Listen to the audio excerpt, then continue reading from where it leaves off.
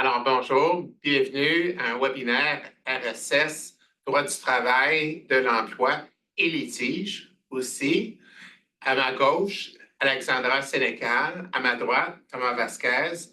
Mon nom est Pierre Moreau. Il nous fait plaisir de partager avec vous nos observations sur les enquêtes internes en milieu de travail. La présentation sera d'une durée approximative de 60 minutes. Comme tel, nos remarques seront d'environ 50 minutes et on allouera une période de 10 minutes pour les questions. Je vous invite à utiliser la fonction Q et R pour poser vos questions. Et quelques notes d'intendance. Le PowerPoint ainsi que notre présentation vous seront disponibles dans les jours qui suivent aujourd'hui. Et une attestation de présence sera reçue par les membres du barreau et de la Chambre des notaires.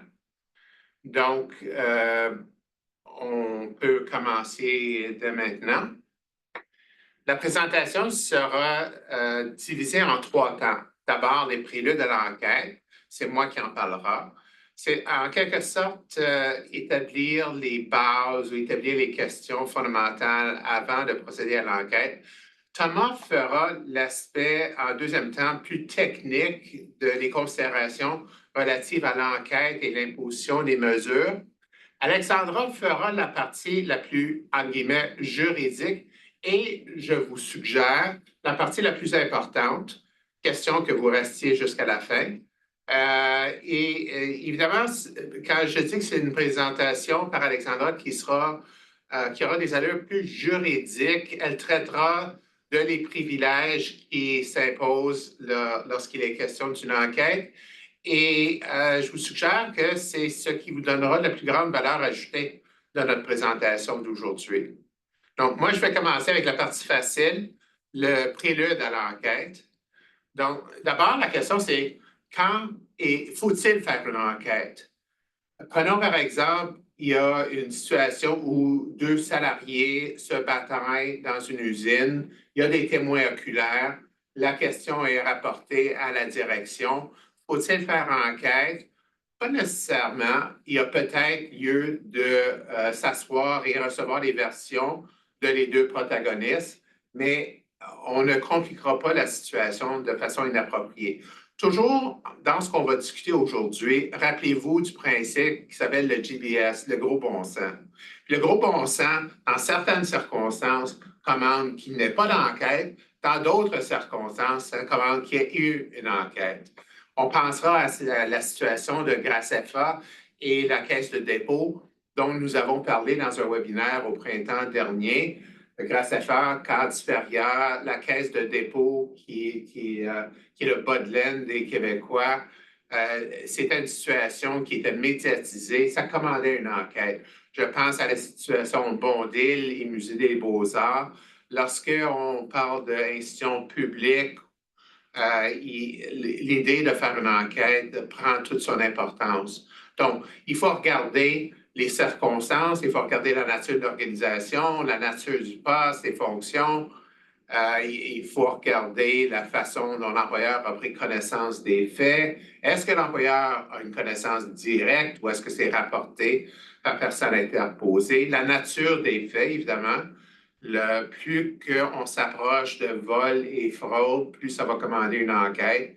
Puis, il y a aussi la question de la capacité financière de l'organisation parce qu'on parlera de faire l'enquête à l'interne ou faire l'enquête à l'externe. Il y a des coûts rattachés à ça. On parlera aussi de la question de suspendre à des fins administratives le ou les personnes qui sont impliquées dans l'enquête.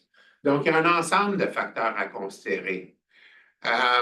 Maintenant, lorsque on pense à certaines situations comme l'harcèlement, il y a une obligation, de par la loi, de faire une enquête. On regardera aussi les politiques de l'entreprise. Mais en règle générale, il n'y a pas d'obligation d'enquête. Je reviens sur cette idée parce qu'il ne faut pas automatiquement sauter à l'idée de faut faire une enquête, puis on part un processus qui va durer des semaines, voire des mois, avec des coûts qui peuvent être assez importants. Donc, essayons de trouver la formule qui correspond à la question sous étude et correspond à l'entreprise et sa culture. Se pose la question de, je l'ai évoqué un peu plus tôt, la désignation de l'enquêteur. Est-ce qu'on prend une personne à l'interne ou est-ce qu'on prend une personne à l'externe? Là, ça dépend de la taille de l'organisation, ça dépend de qui est disponible à l'interne. Est-ce qu'on a un contentieux à l'interne? Est-ce qu'on a une personne dans une politique qui est désignée pour faire ce genre d'enquête? Puis, pas juste ça, est-ce que la personne a la capacité de faire l'enquête? Est-ce qu'elle a la capacité de recevoir des déclarations, de bien noter, de bien poser les questions, de bien cerner tous les faits pertinents? Mais clairement, prendre une personne à l'interne comporte plusieurs avantages. La rapidité du processus, les coûts qui sont beaucoup plus modestes, l'enquêteur qui connaît les protagonistes, vraisemblablement, connaît la culture de l'entreprise, facilité à joindre les personnes qui doivent être rencontrées. Mais il faut quand même reconnaître que utiliser des enquêteurs à l'externe comporte certains avantages.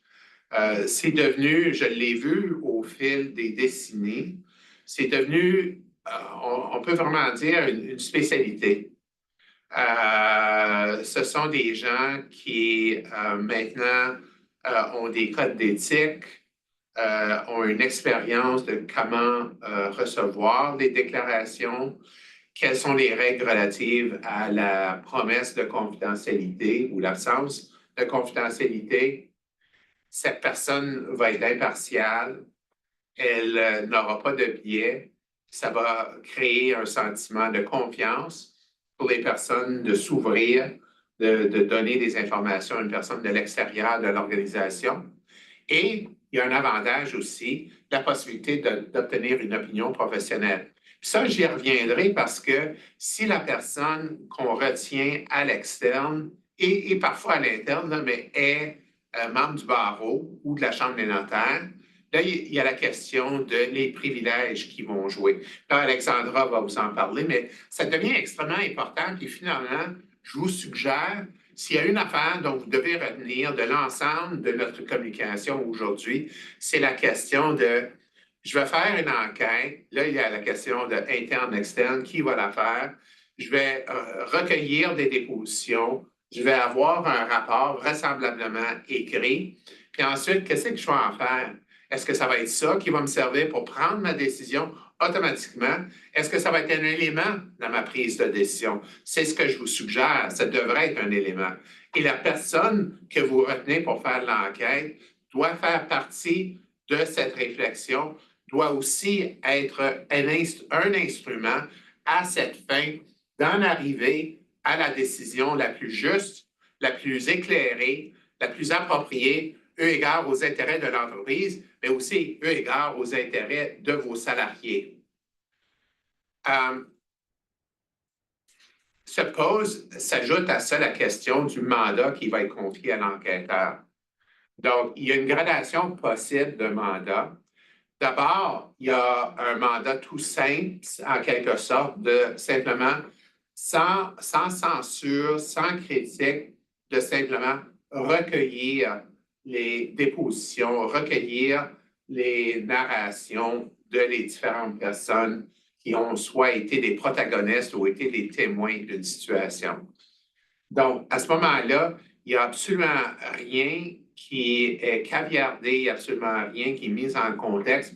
On fait simplement faire œuvre de personnes qui recueillent les dépositions.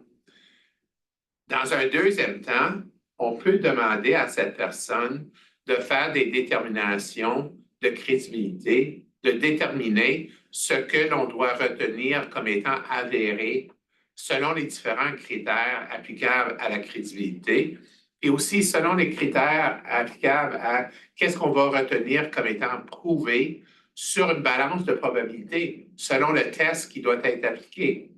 Même lorsqu'il s'agit d'infractions qui ont une coloration, une connotation criminelle, c'est le test civil qui s'applique, la balance des probabilités. Donc, on peut demander à la personne chargée de faire l'enquête de faire cette détermination de fait.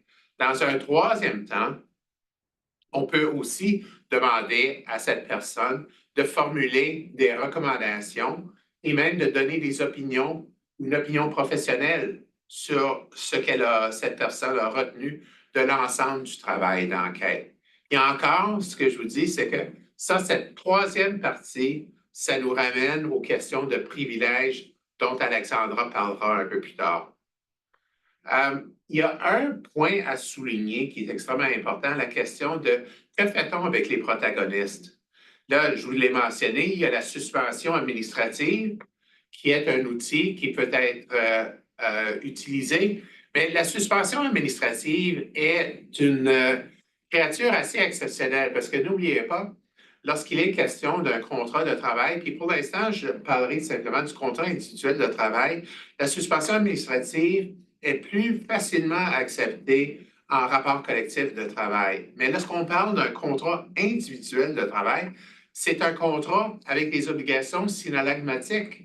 Donc, ce contrat n'admet pas qu'une partie décide de son propre chef de suspendre l'application de ce contrat. Puis suspendre, qu'est-ce que ça veut dire? Ça peut vouloir dire suspendre la prestation, ça peut vouloir dire suspendre la rémunération, ça peut vouloir dire suspendre les deux. Donc, là, il faut savoir que, en principe, on ne devrait pas suspendre, mais la Cour suprême a confirmé que le droit civique québécois permet la suspension à des fins d'enquête. Je mets de côté la question d'une suspension disciplinaire. Ça, c'est une affaire qui est plus délicate, qui commence à être acceptée dans les tribunaux, mais il y a vraiment très peu de jugements à cet égard. Donc, je mets de côté la suspension pour mesures disciplinaires. Là, j'en suis simplement sur la suspension administrative rattachée à l'enquête. Donc, il y a 4 conditions et je vous renvoie à un arrêt qui s'appelle Cabiatman de la Cour suprême. Il y a 4 conditions. Elles sont énoncées à l'écran. La mesure, puis la première partie de l'évidence, la mesure doit être prise pour protéger les intérêts légitimes de l'entreprise. Ça va de soi. Puis cette première condition, en quelque sorte, nous amène à la deuxième condition de la bonne foi. La bonne foi s'applique au contrat 1375 dans le Code civil, 6 et 7 aussi, de façon générale. Donc, toute la notion de bonne foi est en filigrane de tout le comportement de les parties à un contrat en droit civil québécois. La troisième est vraiment importante, mais vraiment délicate. L'interruption provisoire de la prestation, lisez ce qui est à l'écran, mais ça, c'est les propos du juge Lebel dans la Cour suprême, doit être prévue pour une durée relativement courte, déterminée ou déterminable. Donc, on ne peut pas juste dire, cher employé, vous êtes suspendu pour fin d'enquête, puis on vous donnera des nouvelles quand on aura quelque chose à vous dire. Ça prend des allures de congédiement déguisé. C'est ce que, d'ailleurs, la fin de cet alinéa dit que, faute de quoi la suspension administrative se distinguerait mal d'une résiliation ou d'un congédiement pur et simple. Donc, ça, c'est la notion de congédiement déguisé.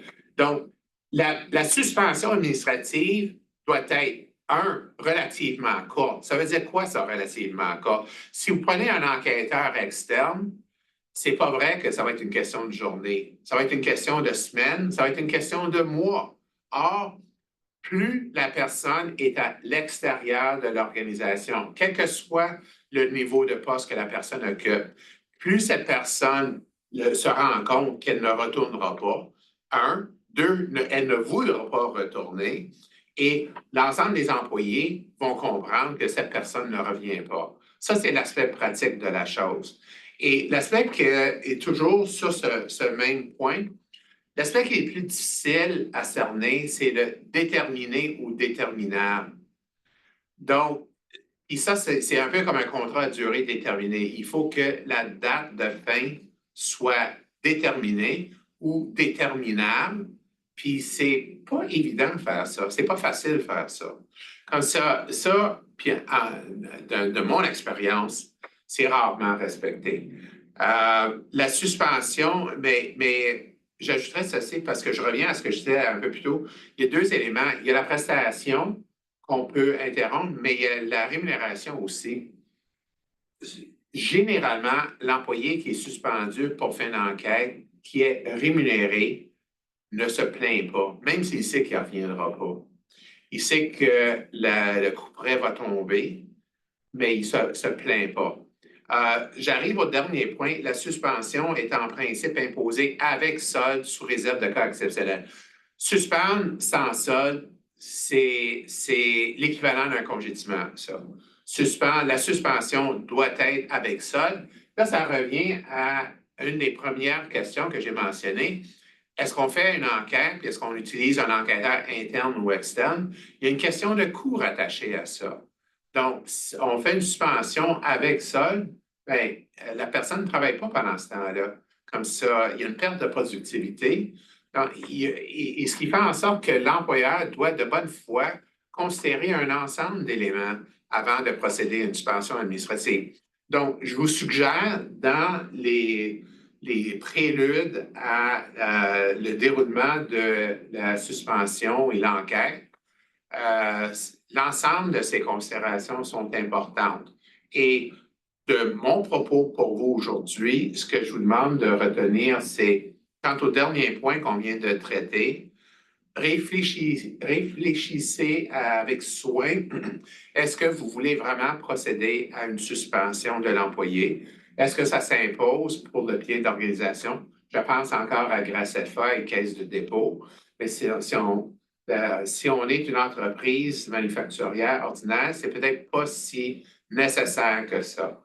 Puis l'autre point important d'entrée de jeu, c'est la question dont Alexandra parlera, la question des privilèges. Qu'est-ce que vous voulez faire avec le produit de l'enquête? Moi, ma suggestion, c'est vous voulez le garder pour vous parce que dans votre prise de décision, il y a l'enquête, il y a le rapport d'enquête, mais il y a possiblement et généralement d'autres facteurs qui rentrent en ligne de compte. Donc, vous ne voulez pas être servile, esclave ou lié à l'enquête et son produit. Donc, vous voulez être protégé. Et il y a des façons de faire ça. Je vais m'arrêter là. Je vais céder la parole à Thomas qui va traiter de questions techniques.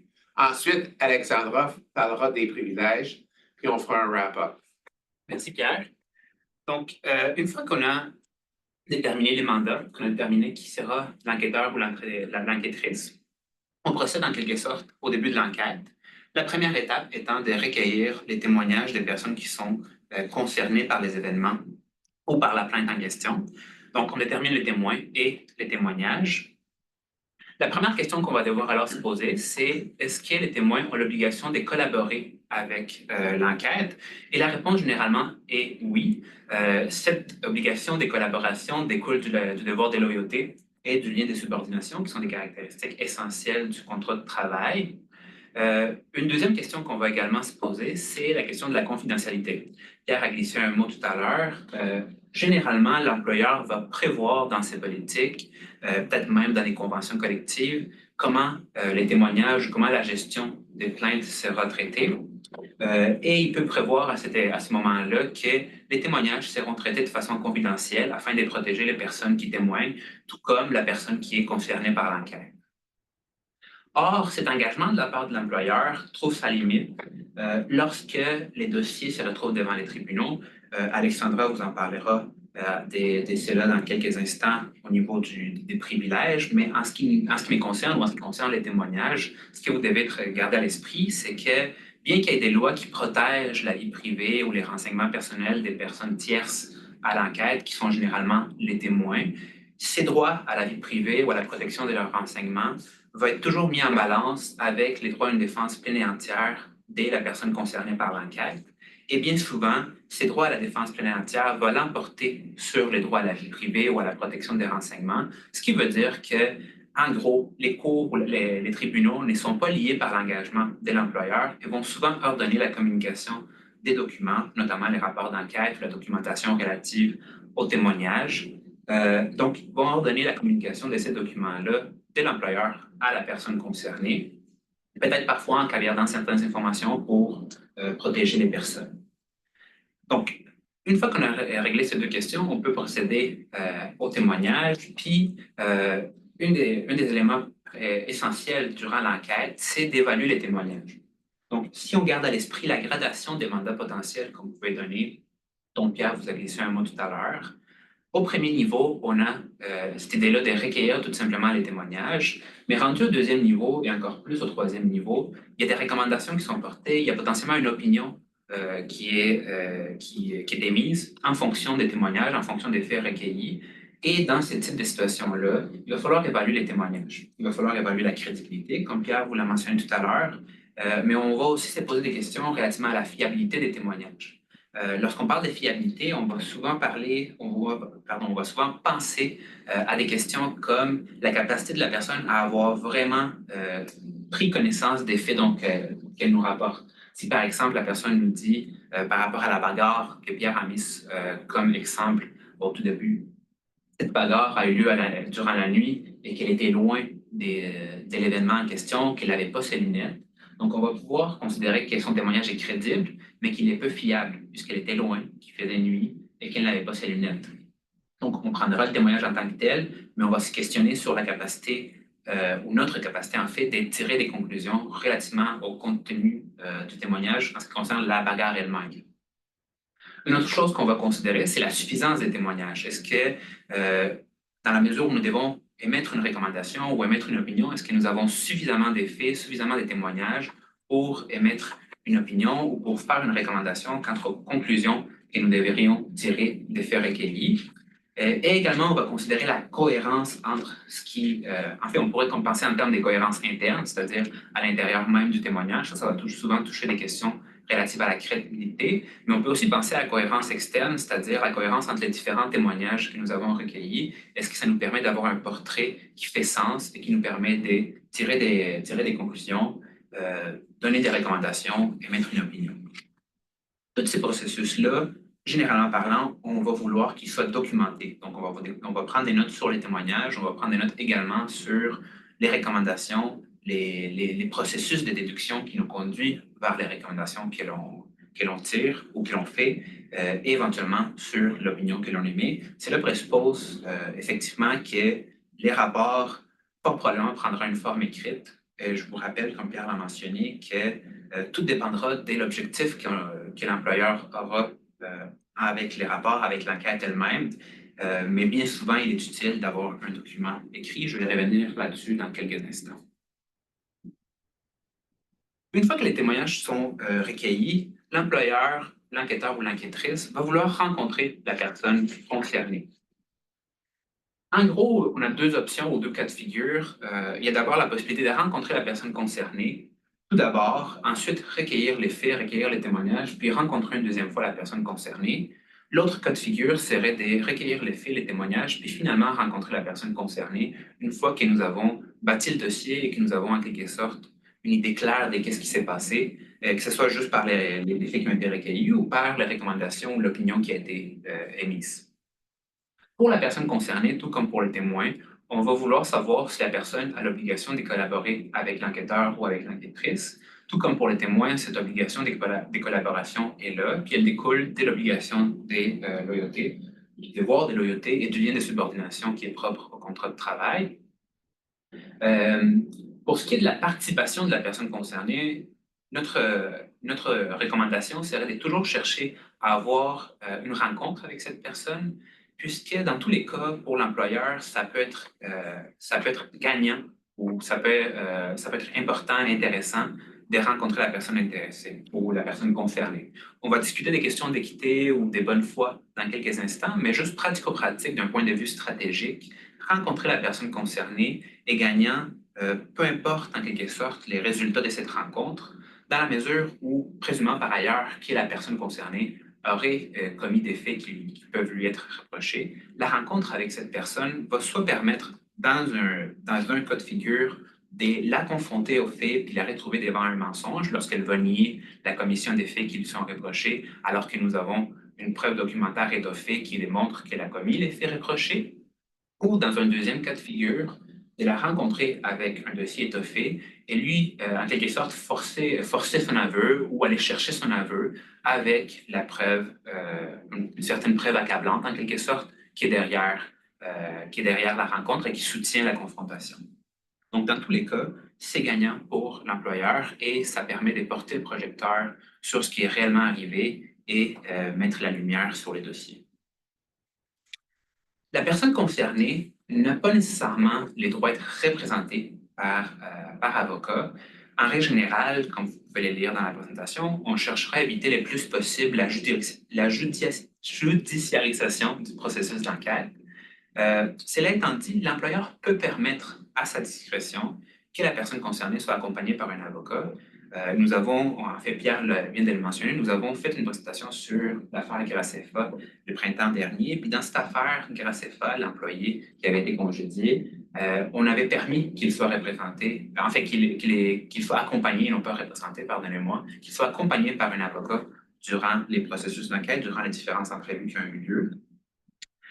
Et l'intervention de l'avocat n'est pas donnée. Cela peut être permis, encore une fois, par l'employeur. On se rappellera que dans l'affaire Gracefa, on avait permis l'intervention des avocats à quelques reprises afin de fournir des clarifications sur les différentes réponses qui avaient été données par Gracefa durant les différentes rencontres qui avaient eu lieu. Donc, l'intervention peut être utile, notamment dans des cas où les faits ne sont pas clairs, où les questions sont difficiles à gérer lors d'une rencontre face à face, en quelque sorte, qu'un certain temps de réflexion est nécessaire, comme ça a été le cas dans Gracefa. Donc là, on arrive à la question de l'équité procédurale qui, en quelque sorte, accompagne cette idée-là ou cette question-là du droit à être représenté ou accompagné par avocat. Donc, en ce qui concerne l'équité procédurale, tout comme pour les droits à la représentation, il n'y a pas d'obligation claire relative à l'équité procédurale. Mais il y a néanmoins un devoir d'agir de bonne foi. Pierre vous en mentionnez tout à l'heure que l'article 375 s'applique au contrat de travail, tout comme 6 et 7 du Code civil.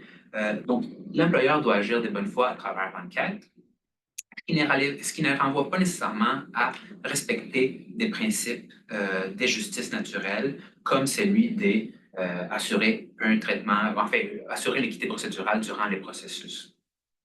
Notamment lorsqu'il s'agit de mettre fin à un emploi, comme ça a été le cas dans Gracefa, il n'y a pas d'obligation d'agir équitablement. Je vous réfère à la décision McClellan contre Saputo de la Cour d'appel du Manitoba, qui réfère par ailleurs à la jurisprudence assez bien établie de la Cour suprême du Canada. Mais il y a des situations dans lesquelles il peut exister une certaine obligation d'équité procédurale, notamment les situations de harcèlement, où il y a une obligation de faire enquête et il y a des obligations secondaires qui en découlent. Et donc, les traitements équitables, dans certains cas particuliers, peut naître et peut être une obligation que l'employeur se doit de respecter. Si on revient à l'affaire Gracefa, on pourra se rappeler que Gracefa avait certains reproches à l'égard de la caisse ou à l'égard généralement de l'enquête qui avait été conduite. Il mentionnait que l'enquête n'avait pas été conduite de manière équitable, qu'il y avait eu un manque de transparence et de civilité et qu'on n'avait pas entendu sa version des faits. Au niveau de l'équité de l'enquête, Gracefa a noté qu'on lui avait posé beaucoup de questions qui étaient assez complexes, qui nécessitaient de vérifier la documentation et qu'on ne lui avait pas permis d'avoir accès aux documents derrière ces questions afin de pouvoir répondre. Pour ce qui était du manque de transparence et de civilité, Gracefa mentionnait qu'on ne l'avait pas... pardonnez-moi, j'ai un blanc, je vais juste vérifier pour ne pas dire...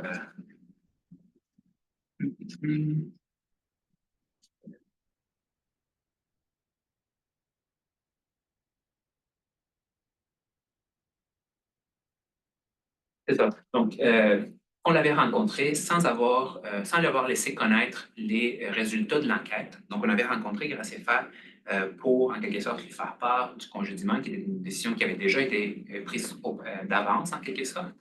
et on n'avait pas été transparent malgré le fait que ces avocats, comme je vous l'ai mentionné tout à l'heure, avaient demandé, on avait accordé les droits à la participation des avocats. Ces avocats avaient demandé d'avoir accès au rapport d'enquête et aux conclusions avant qu'une décision soit prise, mais l'employeur n'a pas donné suite à cette demande-là.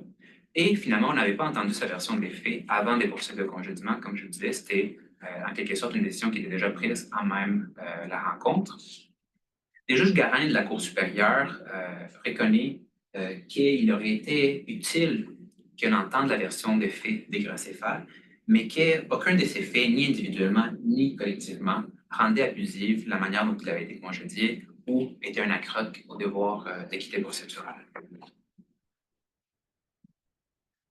Donc, en gros, au niveau de l'équité procédurale et de la bonne foi, on peut retenir un certain nombre de bonnes pratiques. Il est utile pour l'employeur, dès le début de la relation d'emploi, de présenter les politiques d'entreprise qui sont applicables à la prestation de l'employé, expliquer les attentes quant à la performance, quand il y a des décisions qui sont prises relativement à l'employé, de bien les motiver, et lorsqu'on a des reproches, et encore plus lorsqu'on vise un congédiement, offrir l'occasion de répondre aux reproches de l'employeur serait toujours approprié et serait conseillé par ailleurs afin de bien démontrer la bonne foi. Mais ces bonnes pratiques ont leurs limites dont Pierre vous a glissé un mot et moi je vous ai également parlé. Tout d'abord, il n'y a pas une obligation à établir une enquête par un tiers impartial, même lorsqu'on procède avec une firme externe. Cela ne découle pas d'une obligation en termes d'équité procédurale. Et il n'y a pas non plus d'obligation d'instaurer un processus qui serait quasi judiciaire de la part de l'employeur. On arrive après la rencontre avec la personne concernée à la production et éventuellement à la remise du rapport de l'enquêteur. Donc, est-ce que c'est obligatoire de produire un rapport d'enquête? Comme je vous disais tout à l'heure, il est essentiel de bien documenter les processus d'enquête, mais de cela ne découle pas une obligation de rédiger en tant que tel un rapport d'enquête. Les conclusions de l'enquête peuvent être présentées de manière verbale ou de manière écrite. Comme Pierre l'a mentionné au départ, cela va dépendre en quelque sorte de la trame factuelle susceptible, des considérations propres à chaque situation, des circonstances qui l'entourent. Il est parfois approprié de procéder de manière verbale, mais bien souvent, il est mieux de procéder par écrit. Et plus la situation est complexe, plus les reproches sont importants, il vaut mieux de procéder par écrit. Et lorsque il s'agit d'une enquête qui vise à obtenir ou l'émission d'une opinion professionnelle, il est très important de produire un rapport qui sera écrit et qui sera assez étoffé, sera bien motivé, afin de pouvoir, comme Pierre le disait tout à l'heure, avoir un outil qui sera, en quelque sorte, qui sera utile pour l'employeur dans sa prise de décision.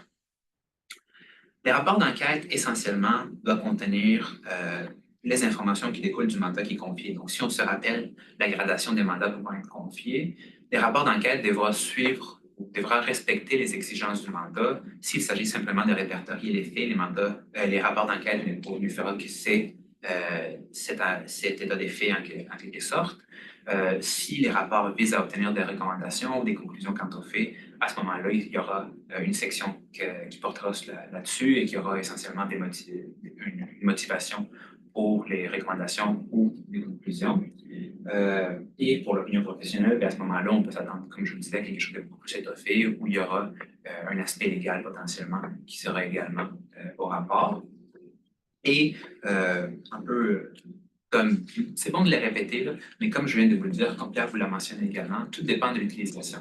Donc, dépendamment des objectifs de l'enquête, mieux vaut bien façonner en quelque sorte les mandats et bien préparer les rapports afin d'arriver à nos objectifs et avoir un dossier qui est bien complet, qui a été bien monté avant de prendre une décision quelconque.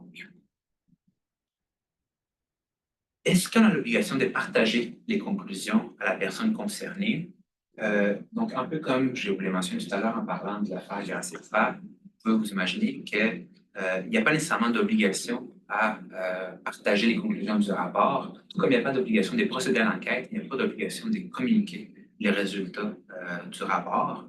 Par contre, lorsque il y a une certaine obligation légale de procéder à l'enquête, là, à ce moment, il peut être approprié, voire obligatoire, de procéder à la communication des conclusions minimalement et potentiellement du rapport KBRD. Je pense notamment à la situation, au cas des harcèlements, où il serait tout à fait approprié de fournir au moins les conclusions du rapport à la personne concernée afin de lui permettre de faire valoir sa position relativement au rapport. Et je vous rappelle ce que je vous mentionnais tout à l'heure, il faudra toujours faire la balance, notamment lorsqu'on sera devant un juge ou une juge, de faire la balance entre la protection des renseignements personnels ou la vie privée et les droits de la personne concernée à une défense pleine et entière. On arrive finalement au dernier point de ma section, qui est la détermination de la mesure à imposer. Donc, on a notre rapport, on l'a bien étudié, et là, il vient le temps en quelque sorte, décider quelle sera la mesure appropriée pour donner suite à l'enquête et au rapport. Première chose à considérer, il y a deux types de mesures. Il y a les mesures de nature administrative et les mesures de nature disciplinaire. Donc, lorsqu'il est question d'une mesure administrative, en quelque sorte, on peut penser aux situations où il n'est pas nécessairement une question d'une faute réelle de la part de l'employé. On va penser par exemple à des remarques concernant la performance de l'employé et des modifications quant à ses tâches ou aux outils de travail ou à ses responsabilités qui en quelque sorte visent à améliorer la performance ou fournir de l'aide en vue en quelque sorte, accéder à la performance qui est voulue. On peut aussi penser à des formations à ces niveaux-là. Et aussi, on a les mesures disciplinaires, où là, il s'agit d'une sanction en fonction de comportements répréhensibles de la part de la personne concernée, de l'employé. Lorsqu'on considère les mesures disciplinaires, les mots d'ordre ou les principes cardinaux est celui de la proportionnalité, ce qui implique essentiellement qu'il devra avoir une gradation de sanctions en fonction, puis en quelque sorte, on va suivre la gradation en fonction des circonstances dans le dossier, en fonction des fautes qui sont reprochées ou qui sont avérées, prouvées par l'enquête. Et dans certaines circonstances, l'exemple des Graceffa s'applique encore une fois ici, il pourrait avoir un congédiement sommaire sans gradation des sanctions, mais tout va dépendre des circonstances et du comportement qui est reproché à l'employé. Vous voyez à l'écran la gradation des sanctions habituelles telle qu'elle se décline généralement. On commence par un avis verbal, un avis écrit par la suite, suspension courte et longue, et finalement, on se retrouve devant une situation des congédiements qui, en gros, on l'appelle souvent la peine capitale en droit de l'emploi. Donc, c'est vraiment la sanction ultime et les faits doivent vraiment nous conduire assez clairement à ce type des sanctions, notamment lorsqu'il s'agit d'un congédiement sommaire sans avoir appliqué les principes de gradation. Je vous rappelle, et ça fait appel à notre présentation sur le Graceffa, je vous rappelle très rapidement les tests de la Cour suprême dans l'affaire McKinley, qui a été introduit en droit québécois par l'affaire Lefrançois de la Cour d'appel en 2010. Vous avez les références à l'écran. La première étape, c'est d'identifier la nature de l'écart des conduites. Ensuite, il faut prendre en compte les circonstances particulières de la relation d'emploi. Ces deux points, bien généralement, on va y répondre à travers l'enquête et à travers les rapports d'enquête. Et ensuite, on arrive à l'évaluation du rapport entre les conduites et les liens d'emploi. Est-ce que les conduites sont irréconciliables avec la relation entre l'employé et l'employeur? Est-ce que les congédiements est proportionnel aux circonstances? Dans certains cas, notamment lorsque les rapports découlent d'un mandat visant à obtenir une opinion professionnelle, l'enquête pourra donner lieu à une réponse relativement à cette troisième étape du test de McKinley, ou sinon on va devoir faire en quelque sorte cette évaluation après avoir obtenu l'enquête et déterminer quelle est la mesure appropriée. Et je vous rappelle la démarche qui a été suivie par le juge Garin dans Graceffa. Il ne suffit pas, en quelque sorte, ou notre position, c'est qu'il ne suffit pas de simplement passer à travers les trois étapes.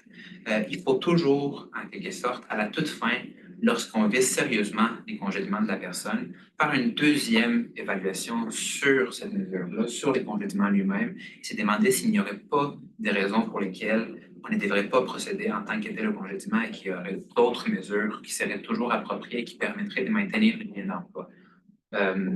Les juges Garin dans Graceffa, même devant un certain nombre des comportements de la part des classifiés qui étaient suffisamment répréhensibles pour mener à mal les liens d'emploi, puis motiver ou justifier un congédiement sommaire, à pas même considérer les autres motifs qui avaient été donnés par la Caisse, puis à retrouver ou à décider que ces autres motifs, deux d'entre eux notamment, étaient suffisamment sérieux pour aggraver les circonstances et faire en sorte que les liens d'emploi étaient irrémédiablement. Donc, je vous rappelle, il faut toujours faire cet exercice de deuxième niveau et de se demander en dernière instance, même après avoir décidé ou après avoir considéré que le congédiement était la mesure appropriée, il faut quand même se poser la question une dernière fois et se demander s'il n'y aurait pas un moyen de maintenir la relation d'emploi et d'éviter les congédiements de l'employé. Alors, merci, Thomas. Chacun des points développés par Thomas sont extrêmement pertinents et nécessaires dans votre compréhension de comment procéder aux enquêtes. Ultimement, vous allez vouloir considérer l'application des privilèges juridiques. Alexandra va vous en parler maintenant parce que ça va être deux outils qui viendront protéger le travail que vous aurez commandé. Alex? Merci beaucoup. Donc, en fait, les conseils, les commentaires de mes collègues s'avèrent pertinents au moment d'entamer l'enquête interne en milieu de travail ou du moins durant l'enquête interne. Donc, est-ce qu'on doit suspendre le salarié concerné par l'enquête? Est-ce qu'il faut faire une enquête? C'est préférable de désigner un enquêteur qui est à l'interne ou à l'externe? Toutefois, je vous conseille de ne pas vous limiter à avant, pendant et aussi de voir après.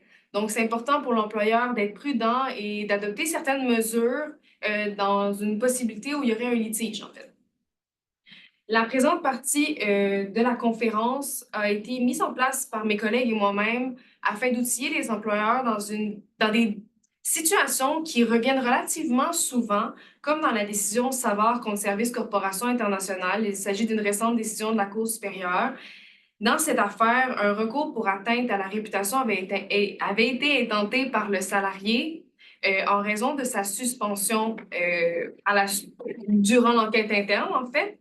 Puis l'enquête interne n'a résulté à aucune mesure disciplinaire à son égard. Donc, il intente une action pour atteinte à sa réputation lors des interrogatoires au préalable, donc des interrogatoires avant l'audience, avant le procès lui-même. Il y a eu certaines objections de part et d'autre, mais le représentant de l'employeur s'était objecté à la communication du rapport d'enquête. Donc, à ce moment-là, on se demande, est-ce qu'on doit le divulguer? Est-ce qu'il y a des moyens d'empêcher une telle divulgation? Comment se protéger, en fait? Avant d'entamer ces aspects ou certains conseils que je veux vous donner ou donner à l'employeur dans de telles circonstances, je préfère mettre la table sur des notions qui s'avèrent relativement complexes, mais parfois, du moins, le secret professionnel et le privilège relatif au litige. Il est à noter que c'est des concepts, des notions qui sont distinctes, mais qui sont parfois confondues. Donc, c'est très important de les comprendre de prime abord. Donc, le privilège relatif au litige est un privilège qui a pour fonction de créer une certaine zone protégée qui va faciliter pour l'avocat l'enquête et la préparation du dossier en vue de l'instruction contradictoire. Donc, il va créer une certaine immunité de divulgation, eu égard aux communications et documents dont l'objet principal est la préparation du litige. Donc, on veut s'assurer que la partie ait le droit, dans un certain sens, en vue du litige lui-même, de se préparer confidentiellement.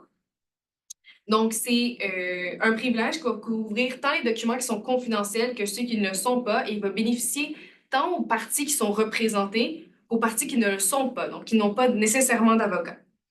Donc, pour qu'il y ait application du privilège relatif au litige, la jurisprudence a constitué deux critères. Donc, le premier, vous devez vous demander, est-ce que les parties sont en présence d'un document dont l'objet principal est la préparation d'un litige? Dès que ce critère est satisfait, il faut cependant se poser la seconde question, est-ce que le litige est en cours ou peut être raisonnablement appréhendé? Donc, à ce moment, dès qu'il y a application de ces deux critères, on peut peut-être possiblement conclure à la présence du privilège relatif au litige sous réserve d'une possible renonciation. Donc, il est important de noter que le privilège relatif au litige va viser à assurer l'efficacité du processus contradictoire, alors que le secret professionnel va viser à préserver une relation.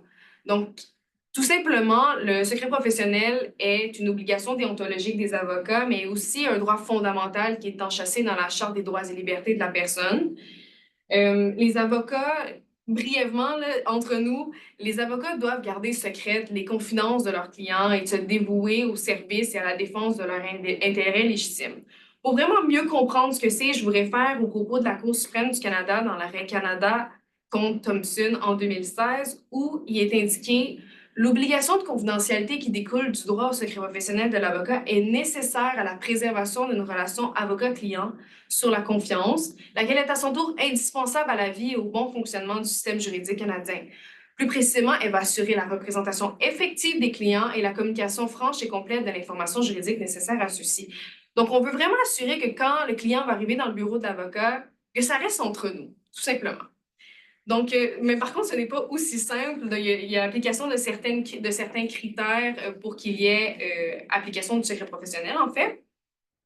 Et lorsqu'il y a application du secret professionnel, il est à noter que l'information s'avérera inadmissible en preuve. Donc, si c'est protégé par le secret professionnel, c'est impossible de le soulever ou de communiquer un document qui est protégé par un tel privilège. Le premier critère est il doit s'agir d'une consultation avec un avocat. La situation que je veux prendre avant d'aborder certains aspects que je conseille à l'employeur de considérer, c'est vous êtes l'employeur, vous engagez un enquêteur, qui l'enquêteur est avocat. C'est des situations qui reviennent relativement souvent et c'est à ce moment-là que le privilège relatif, pas le privilège relatif au litige, le secret professionnel est une notion, est un privilège que l'on voudrait peut-être se voir applicable dans ces circonstances-là. Donc, il doit s'agir d'une consultation avec un avocat. Habituellement, ça ne cause pas de problème. L'employeur va contacter un enquêteur qui s'avère être un avocat, qui est un avocat, il fait partie de l'ordre des professionnels. Parfait. La consultation doit être voulue confidentielle. D'accord? Mais c'est vraiment au niveau du troisième critère que ça peut s'avérer être un petit peu plus litigieux, du moins ardu, qui est l'opinion de l'avocat est recherchée en raison de sa qualité d'avocat. Donc, c'est à ce moment-là que je vais vous faire part de quelques petits aspects, de quelques petites mesures à considérer. Donc, la première, il faut veiller à ce que l'avocat occupe une place essentielle lors de l'enquête interne en milieu de travail en donnant une opinion juridique quant aux questions soulevées. Ça a été mentionné par mes collègues au long de la présentation, mais je veux vraiment mettre le point sur cet élément. La question à se poser, c'est pas est-ce que l'enquêteur est un avocat? C'est est-ce que l'enquêteur fournit ou du moins a des prestations de services juridiques? Est-ce qu'on lui demande des recommandations, des conclusions? Est-ce qu'on le consulte en raison de sa qualité d'avocat? Donc, en d'autres termes, si on demande à l'enquêteur de simplement agir comme un enquêteur, du moins relever les faits essentiels, ne pas fournir de conclusions ou de pas de recommandations, qu'on n'est pas clair à cet effet-là, le secret professionnel pourrait ne pas être applicable. Puis je vous réfère au propos de la Cour d'appel du Québec. Donc, on y mentionnait que lorsque le rapport d'enquête ne saurait être couvert par le secret professionnel lorsqu'il tend à s'apparenter au rapport d'une agence d'investigation ou d'experts en sinistre préparé à la demande d'un assureur. Bon, c'est beaucoup de mots et je vais vous expliquer pourquoi c'est intéressant. Au paragraphe 35 de la décision, on mentionne « Aucune de ces personnes n'a recueilli de l'information pour connaître les besoins du confident pour les satisfaire. L'expert en sinistre et le titulaire d'un permis d'agence d'investigation collectent et colligent de l'information provenant de tiers et en font l'analyse, puis ils communiquent leur observation à l'assureur pour permettre à ce dernier de prendre position sur la réclamation de son assuré. Toutefois, il n'est pas question d'aider le confident, mais il est plutôt question d'éclairer leur commettant. Dans des circonstances de la sorte, on ne pourrait voir à l'application du secret professionnel. Par ailleurs, donc, ça m'amène à la seconde suggestion que j'aurais à vous faire. Soyez clair dans le mandat que vous donnez à votre enquêteur qui s'avère être un avocat. Soyez précis, identifiez clairement ce que vous voulez. Vous voulez des recommandations, vous voulez des conseils, c'est important de le prévoir. Pour mon mon troisième, en fait, ma troisième suggestion, je vois le temps qui file, brièvement, c'est qu'il c'est possible pour une partie de renoncer implicitement ou explicitement à l'application du secret professionnel pour toute ou une partie de la communication qui a été produite lors de l'enquête interne. Mais qu'est-ce qui arrive si une partie qui veut empêcher sa production, on est dans le cadre des interrogatoires au préalable, on s'objecte, on ne veut pas communiquer le rapport d'enquête, mais on l'allègue dans nos actes de procédure, on allègue son existence, son contenu pour justifier notre bonne foi dans l'enquête ou pour justifier notre décision. Dans de telles circonstances, la Cour a été relativement claire à l'effet que si vous vous appuyez sur votre rapport pour témoigner de votre bonne foi, pour témoigner de votre décision, il pourrait y avoir certaines considérations au niveau de l'application du secret professionnel. Mais par contre, si vous l'alléguez tout simplement, du moins vous alléguez que les faits sur lesquels, les faits qui soutiennent votre décision de pas de destituer, en fait, de juste complètement congédier l'employé, sans pour autant en faire mention, il pourrait y avoir, ça pourrait être un petit peu plus safe entre parenthèses au niveau du secret professionnel. Donc là, je vois le temps qui file. On va faire un petit résumé de tout ce qui s'est dit durant la rencontre, bien que ce soit beaucoup d'informations. Donc, je vous laisse la parole maintenant. OK, donc merci beaucoup Alexandra, essayons de reprendre toute cette information que j'ai présentée, que Thomas a présentée, Alexandra. Il y a beaucoup de choses, puis évidemment, je vous le répète, le webinaire et le PowerPoint seront à votre disposition dans les jours qui suivent, donc vous y accéderez en allant dans le site de RSS à la rubrique webinaire. Quel faut-il retenir de tout ceci? Clairement, procéder à une enquête a un aspect de bonne foi, démontrer que l'employeur se comporte de bonne foi, qu'il ne procède pas à une décision intempestive. Il a aussi pris le temps de corriger des faits. Il a eu l'occasion de confronter les employés aux faits recueillis.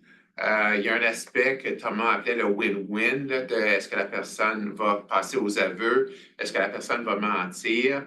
Tout ça là, est utile pour l'employeur dans sa prise de décision. L'employeur qui prend une mesure sans avoir procédé à l'enquête peut se voir sujet à des sanctions, à des mesures de dommages pour le fait qu'il aura possiblement pris une décision intempestive et cette décision aura eu des répercussions sur la réputation et l'image des personnes concernées. Donc, procéder à l'enquête a ses avantages et le rapport d'enquête va en soi ou suite à réflexion et discussion permettre la formulation de recommandations pour des mesures soit administratives, soit disciplinaires qui sont appropriées. L'ensemble permet de prendre une décision éclairée, d'assurer ce qu'on appelle de façon généralement un traitement équitable. Équitable, en réalité, il faut plus parler de bonne foi. Et ultimement, il faut garder en tête que ce processus assure l'intégrité de l'image et la réputation de l'entreprise. Donc, ce sont nos propos pour ce matin, ce midi, devrais-je dire. Nous allons passer maintenant aux questions. Maître Moreau ou Maître Vasquez, il y a quelqu'un qui est un spectateur anonyme, du moins, Spectateur anonyme. qui a mentionné, vous avez mentionné que connaître les protagonistes ou témoins est un avantage pour un enquêteur interne. Mais cela ne risque-t-il pas de mener à une partialité? Bien, c'est justement ça que je disais, qu'il y a l'avantage de connaître les gens, il y a une rapidité de passer aux faits et cerner les conclusions, mais clairement, utiliser un enquêteur, puis la question est très pertinente, utiliser un enquêteur externe, je pense, crée, avec la distance que ça crée un sentiment de plus grande intégrité, d'objectivité et de fiabilité du processus. Il est très vrai, et d'où la pertinence de la question, que quand c'est fait dans un milieu de familiarité, on n'attache pas trop de crédibilité quant aux conclusions, puis les conclusions ou les décisions qui en résultent. Donc, là, je semble pencher en faveur de l'enquêteur externe, mais je vous le dis, c'est c'est une décision importante parce que c'est compliqué, les enquêteurs ou là, les enquêtes externes, en raison de là, c'est le jeu de l'agenda, puis là, tout est compliqué, les enquêtes sont enregistrées, on demande, notamment, il faisait allusion, les dépositions sont prises, on fait des narrations, on demande à la personne de vérifier l'exactitude, de faire ses commentaires, tout ça est long. Comme ça, oui, utiliser un enquêteur interne, connaître les gens, il y a un risque rattaché à ça, mais c'est clairement plus vite. On a une seconde question. Est-ce que tout ce que nous avons vu aujourd'hui a déjà passé le test de la Charte des droits et libertés? Sûr de bien saisir la question. Ouais. Spectateur anonyme, voulez-vous peut-être préciser votre Peut-être question? si vous pouvez. Est-ce que nous avons déjà passé le test de la charte? Est-ce que vous avez des articles en particulier ou des considérations particulières? Parce que, C'est parce qu'on a discuté beaucoup de points. Beaucoup, on a parlé de la sélection de l'enquêteur, du mandat qui est octroyé à l'enquêteur. On a parlé des aspects techniques de recevoir les faits. Puis ensuite, pour moi, la partie la plus importante, c'est les privilèges. Puis la question des privilèges, ça a été testé à la Cour suprême plusieurs fois. Comme ça, j'ai de la misère à voir l'angle de charte, mais j'aimerais ça, peut-être justement, on ne le voit pas comme ça. Peut-être qu'on saisit mal et peut-être qu'on devrait saisir quelque chose. les questions d'équité procédurale également. Durant ma section, je vous ai mentionné l'arrêt de la Cour d'appel du Manitoba, McCallum, mais cet arrêt réfère à une jurisprudence de la Cour suprême qui date des années 70. Oui, il y a toute une série de décisions. Il y a Knight contre Indian Head. 1990. Puis ça réfère à, je pense, Rich contre Baldwin de 64 de la Chambre des Lords. 62, j'aurais dit, mais... 62, 64, oh, I'm sorry. Puis ensuite, Dunsmuir a dit que l'équité procédurale n'est plus vraiment un outil utile dans les questions de relations contractuelles, même pour un employé de l'État. Puis ça revient dans l'affaire de Saputo, du Manitoba, de McCallum. C'est la prétention du salarié était qu'il avait un droit à être entendu en raison de l'équité procédurale. Puis autant la Cour supérieure du Manitoba et la Cour d'appel du Manitoba ont dit qu'il n'y a pas d'équité procédurale qui s'applique. Mais tout ça pour dire qu'il y a eu de la jurisprudence avant la charte et aussi après la charte. oui. La charte ne semble pas avoir modulé, du moins à ce niveau-là.